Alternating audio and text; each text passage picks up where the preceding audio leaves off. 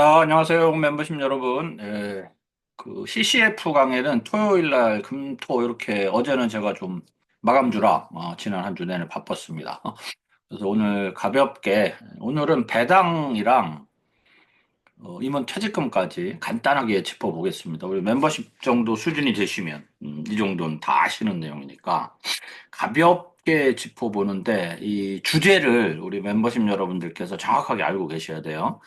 CCF, CEO 캐시 플로우 개념으로 가잖아요. 결국은 대표님들이 어떻게 현금 자산을 만들 것이냐가 이 강의의 주제이고 포인트인 거예요. 결국은 우리가 급여 얘기했잖아요. 보수 얘기했잖아요. 그렇죠? 보수로 받는 게 어찌 보면 가장 평범한 방법이고 두 번째가 대부분의 중소기업 대표님들께서 주주이면서 뭐 최대 주주이거나 과점 주주이면서 CEO이죠. 그렇죠? 그러다 보니 주식에 대한 권리, 주주 권리를 갖고 있죠. 우리 멤버십 여러분들도 주식 투자를 한다고 하면 삼성전자에서 배당이 나오죠. 삼성전자 주식을 갖고 계시면 주주 권리. 근데 우리는 상장 주식에 대해서는 배당을 기대하죠. 그런데 비상장 주식에 대해서는 배당을 그렇게 기대하지 않죠. 특히 소득세 때문에 더더욱 배당하는 것을 꺼려하는 대표님들이 계시지만 항상 말씀드리는데 일정 부분 소득세는 내야 됩니다. 언제 가지고 오든 소득세는 내야 됩니다. 결국은 그러면 언제 가지고 오는 게 제일 유리하냐? 대표님들의 입장에서 언제 가지고 오는 게 제일 유리하냐면 지금 가지고 오는 게 제일 유리합니다. 빨리 가지고 올수록 유리하다. 그 부분을 얘기를 해주셔야 돼요. 자, 지금 우리가 멤버십 여러분과 제가 하는 강의의 주제는 CEO 캐시 플로우이지, 임원의 보수, 배당, 퇴직금 등등 이런 것들은 CEO 캐시 플로우, CEO의 현금성 자산을 만들어주는 재료이다. 이걸 기억하시고 강의를 들으셔야 돼요. 어, 이런 어떤 이 배당의 어떤 종류의 내역 이런 건 중요한 게 아니에요. 이건 제가 읽어드리는 수준인 거고. 결국은 여기서 제일 중요한 건 뭐냐면 여기에 있는 겁니다. 주석을 다루면서 할게요. 빨간색으로. 여기가 포인트예요, 여기가. 중소기업의 주주이익 회수는 주주이익 회수를 우리는 상장기업의 경우 배당과 주식 차익 내가 5천 원에 사서 만 원에 팔았다. 이런 주식에 대한 이익, 주식 차익, 이게 있지만 중소기업은 비상장 주식을 사줄 사람이 만만치 않잖아요. 결국은 경영에서 대표님이 번 돈을 본인이 배당을 받아가야 되는 거예요. 그래서 꺼려 하는 경우가 많이 있잖아요. 그런데 그렇지 않다라는 걸 잘 설명을 해 주셔야 돼요.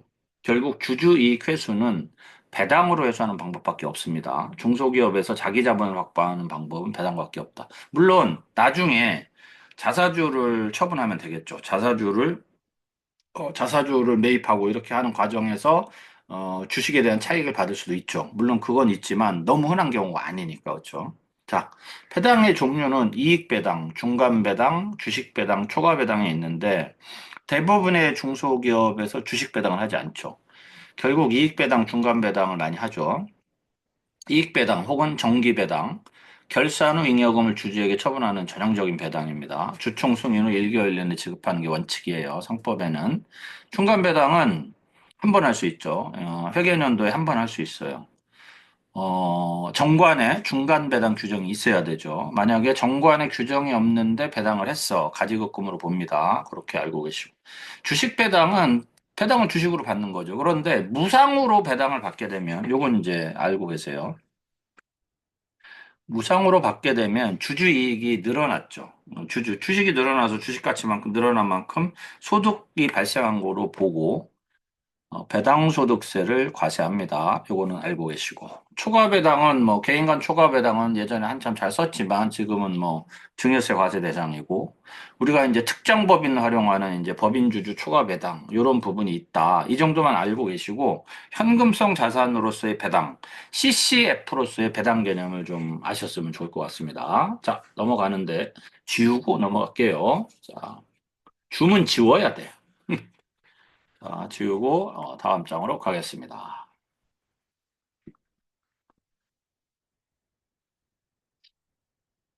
자, 기업의 부를 주주에게 환원하는 배당인데 얼굴이 너무 조명이 가까워서 그런 건 너무 하얗게 나오는데.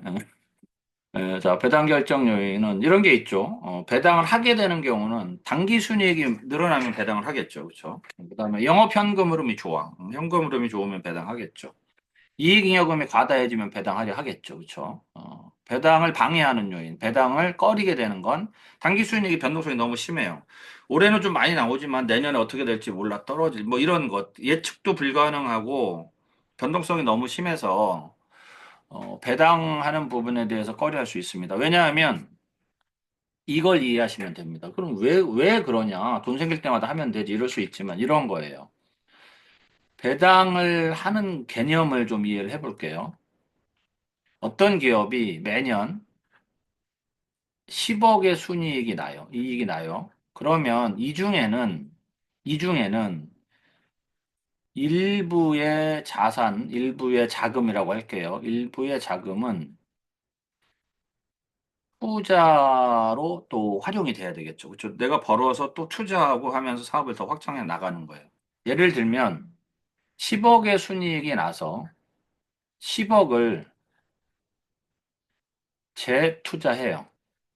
재투자했을 때의 기업의 성과가 좋아질 가능성과, 간만에 얼굴 크게 한번 할까? 얼굴 크게. 자, 10억 중에 7억을 재투자하고 3억을 배당을 하면 어떻게 되겠어요? 아무래도 10억을 재투자했을 때의 기업 가치가 올라갈 가능성이 훨씬 높죠. 주주 입장에서 보면, 어찌 보면 또 특히 또 경영자 입장에서 보면 10억을 재투자하는 것이 훨씬 유리할 것으로 판단이 되죠. 그렇죠? 7억 투자하는 것보다 논리적으로. 그래서 단기 순이익이 자꾸 변동이 되면 투자해야 되는 부분에 대한 경영에 투입돼야 되는 자산에 대한 어떤 그 뭐랄까 리스크, 뭐 어떤 투자 현금 자산 확보에 대한 어떤 불안함 이런 것 때문에 당연히 배당 성향이 위축이 되게 돼 있는 거예요. 그런 개념이고. 당연히 또 그러겠죠. 현금 흐름이 변동성이 너무 왔다 갔다 하면 당연히 배당을 저해하겠죠. 그리고 어떤 특별한 갑자기 투자 기회가 생기면 당연히 배당은 잘 안 하겠죠. 자, 잘 보세요, 여러분들. 이걸 아셔야 돼요. 우리가 재무제표에 요 부채든 자본이든 기업 입장에서는 재원을 사용한 대가를 지불해야 된다. 이 개념을 어떻게 이해하셔야 되냐면 자산이 형성되는데 기업의 자산이 형성되는 것은 부채 플러스 자본이에요. 그렇죠? 타인 자본과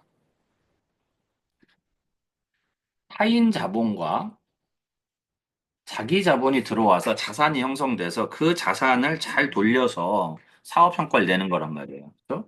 그런데 부채에 대해서는 우리가 뭘 지급해요? 돈을 사용한 대가인 이자라는 걸 지급하잖아요. 그렇죠?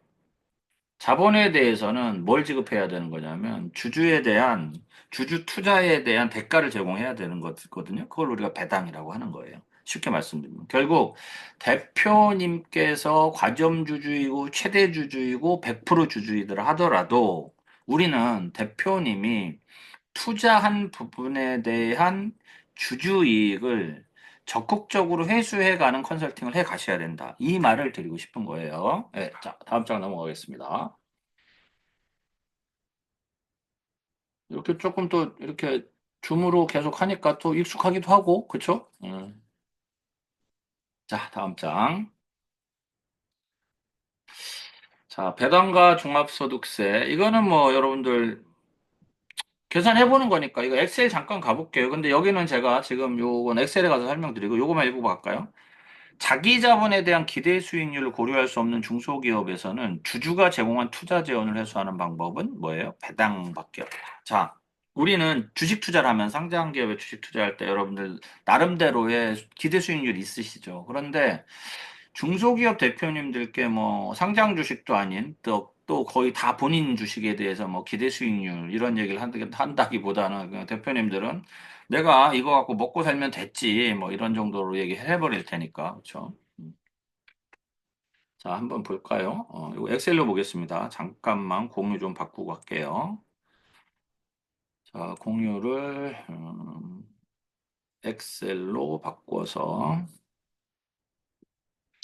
자, 보시면 여기 이제 입력하시면 됩니다. 여기 입력하시면 뭐 평가 금액 이런 거, 요 곱하기 얼마 얼마에서 나오는 거예요. 그리고 이제 뭐 배당 금액 하면은 여기 이제 15.4% 원천 징수 해놓은 내용이니까 그냥 쓰시고 여기에는 빠지지 않으셔야 되는 게 있어요. 뭐가 있죠, 여기?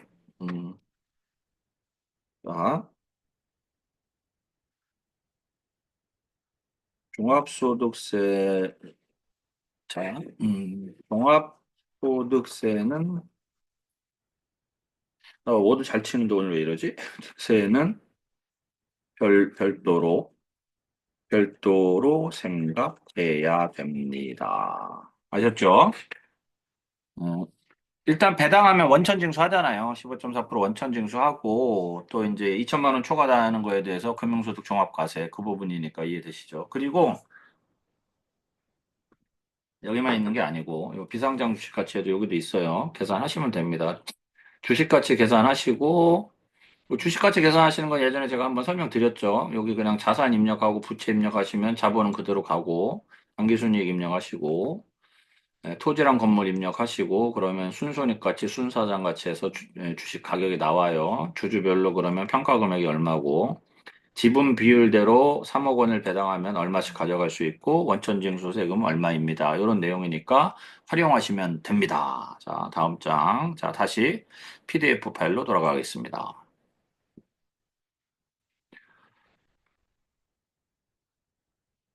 그래서 배당과 종합과세는 넘어갈게요.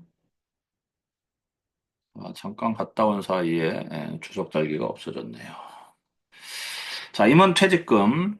이것도 뭐 다 아시는 내용이잖아요. 그렇죠? 정관에 정해야 되죠. 정관에 정해야 돼요. 임원별로 직접 금액을 정하는 것을 의미합니다. 주주총회 결의에 의한다 개념이 아니고 정관에 정한다는 건 정관에 임원별로 직접 금액을 정해라. 몇 배 정확하게 정해라. 정확성, 디테일이 필요하다 이 얘기예요. 임원별로 직접 금액을 의미하는 것이지 정관의 주주총회 결의에 의한다. 이건 아니라는 거예요. 무슨 소리냐? 정관의 규정을 정하고 아니면 별도의 규정에 의한 퇴직금 규정에 따른다, 뭐 정한다 이렇게 돼 있잖아요. 그런데 뭐 이제 임원 퇴직을 올해 2025년도에 퇴직할 거라 퇴직 시점에 주주총회를 통해서 퇴직금을 얼마를 주겠다라고 정하면 안 된다. 이 개념인 겁니다. 정관에 정해 놓으셔라. 임원퇴직금 규정은 정관에서 위임받고, 그럼 우리가 뭐 우리 멤버십 여러분들 정관 많이 바꿔보셨을 테니까 정관에 정하거나 정관에서 위임한 임원퇴직금 지급 규정에 의한다 이렇게 돼 있죠, 그렇죠? 그런 개념이에요. 그래서 퇴직금은 주주총회에서 하시고 상여금은 이사회를 하셔도 된다. 주주총회 결의에 의한다. 이 개념은 어떻게 되냐면 퇴직 시마다 주주총회 결의에 의해 퇴직금을 지급할 경우 세무상 인정받지 않는다. 그럼 뭐예요? 가지급금이 된다 이 얘기죠. 부인당한다. 가지급금이 된다는 건 무슨 뜻이에요? 무슨 뜻일까요? 손금으로 인정받지 못한다. 이 개념이죠. 총급여액, 임원이 퇴직하는 날로부터 소급하여 1년 동안 지급한 총급여액, 그 개념이 총급여액이고 세법상 손금입니다. 오탈이 나오네 이런 데서. 자, 손금. 불산입된 상여금, 소득 처분된 인정상회는 퇴직금 계산할 때의 총급여로 보지 않습니다. 비과세 급여도 제외합니다. 자, 임원퇴직금 1. 정관의 금액이 정해진 경우에는 정관에 정하여진 금액, 그리고 그 경우가 아니면 정관에 없으면 총급여액의 10분의 1 곱하기 근속 연수를 지급하는 게 임원퇴직금이다. 이 정도는 알고 계시겠죠? 자, 다음 장 지우고. 이 강의에 우리 그 멤버십 여러분들이니까 좀 편하게 말씀드리면 이 강의, 이 CCF 강의는 뒤에가 핵심이에요. 뒤에가 CCF의 의미를 설명하고 어떻게 단기 CCF를 만들고 장기 CCF를 만들 것이냐. 그리고 우리 멤버십 여러분들께서 대표님들께 어떻게 그 장기 CCF가 보험 상품과 관련이 많이 되어 있기 때문에 어떻게 클로징 할 것이냐. 이런 부분에 대한 얘기를 하는 겁니다. 자, 다음 장. 임원퇴직금 이것도 뭐 어렵지 않게 하실 수 있죠. 우리 저기 멤버십 여러분들께서는 직전 3년간 평균 연봉의 10% 곱하기 근속연수 곱하기 정관에 규정된 배수. 퇴직금 변경 시기는 2011년 12월 31일까지는 정관에 정해진 배수였으나 여기서 퇴직금 배수라는 것은 요 개념인 건 아시죠? 우리가 자, 요게 형광펜. 자, 형광펜 중에 이쁜 약간 그린색으로 요거죠. 퇴직소득세를 인정하는 한도에 대한 배수이지 퇴직금을 3배수 줘라, 뭐 2배수만 줘라 이건 아니죠. 5배수 주셔도 되고 2배수 주셔도 10배수 주셔도 돼요. 문제는 뭐냐면 이 그 뭐라 그래야 돼? 그 퇴직금으로 받을 수 있는 것과 그다음에 뭐죠? 저 퇴직소득세가 적용되는 것과 근로소득세가 적용되는 것 이런 개념이죠.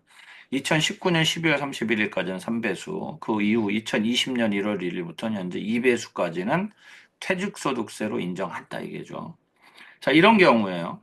정관의 배수가 5배수인데 임원퇴직금을 10배수로 적용을 해서 지급을 했어요. 10배수로. 잘 안 보이네요, 이게. 제가 파란색 좋아하는데 조금 어떤 색 쓸까요? 보라색 비슷한 연한 보라로 10배수를 썼어요. 이거 형광펜은 다 잘 안 보이는구나. 죄송합니다.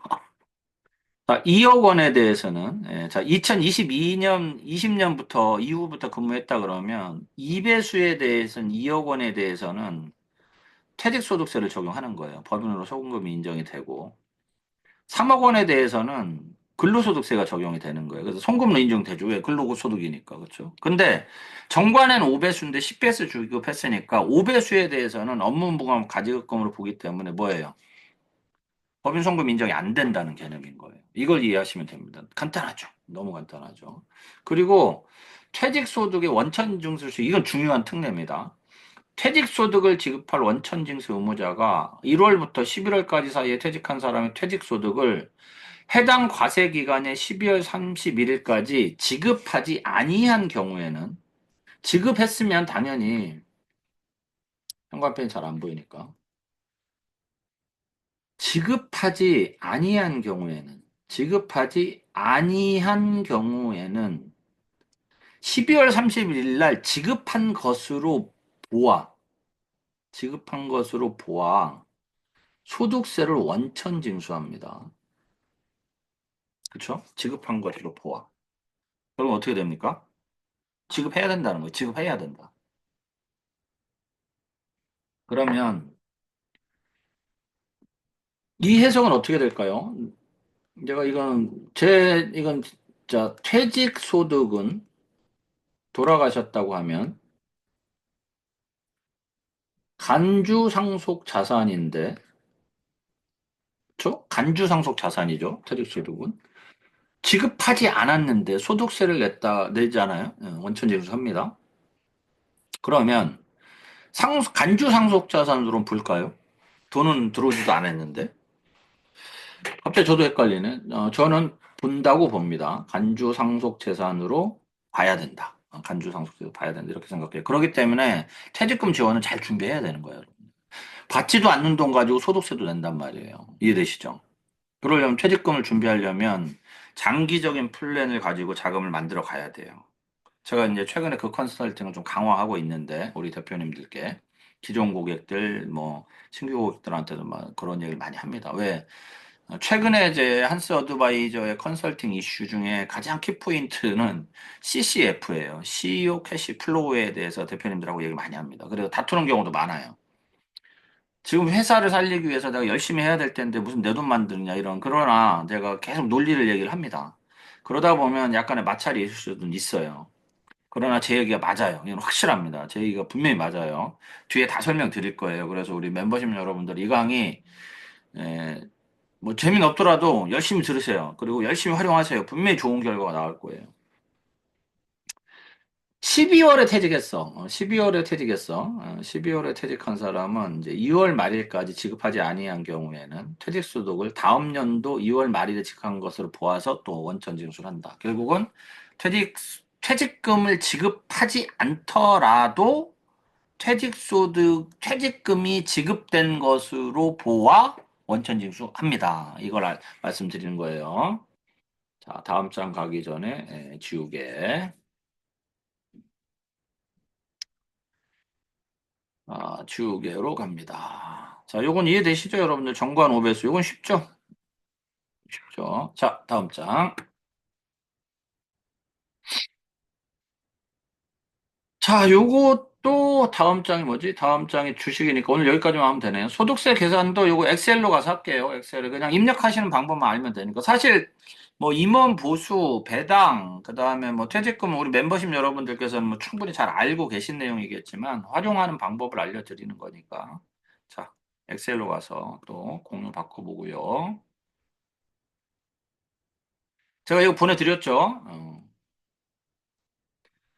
그리고 임원 퇴직금 오셔서 금액 입력하시면 됩니다. 10억.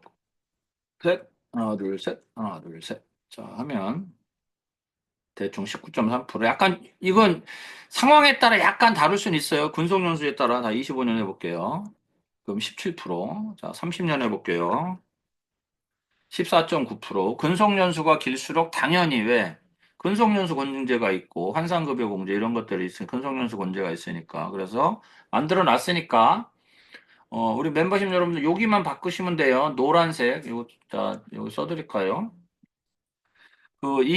저기 파일 갖고 계시니까 이렇게 메모해 놓으시죠, 뭐. 노란색 셀만 입력하세요. 꽝꽝. 그리고 여기도 노란색으로 해놓게요.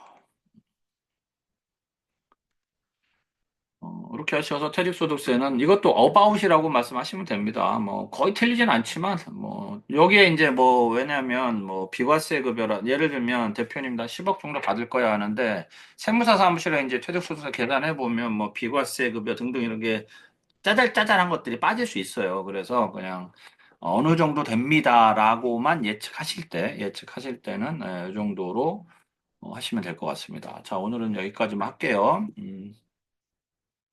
자, 다시 공유 화면이 중지되었대요. 자, 공유 화면을 다시 얼굴이 너무 크죠? 공유. 자, 살짝 훑어만 볼까요, 좀? 다음 주에는 비상장 주식. 여기서부터가 중요해요. 우리 멤버십 여러분들 여기서부터 중에 중소기업 현금성 자산의 중요성 여기서부터가 제가 CCF 강의를 하는 이유예요.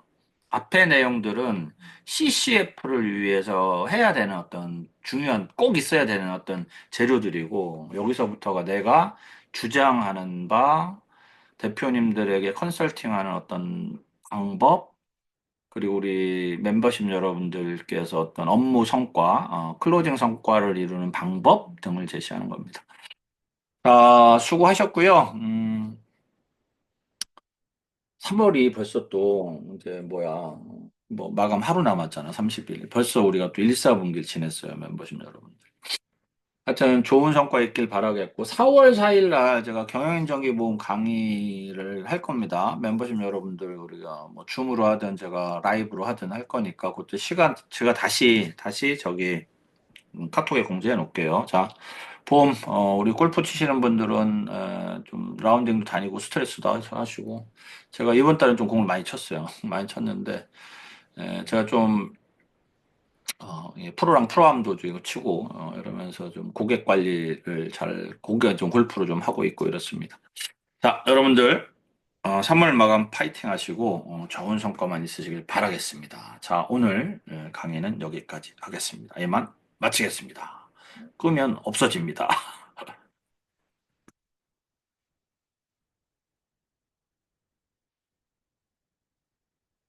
뭘 끄는 걸 잘 모르겠어요.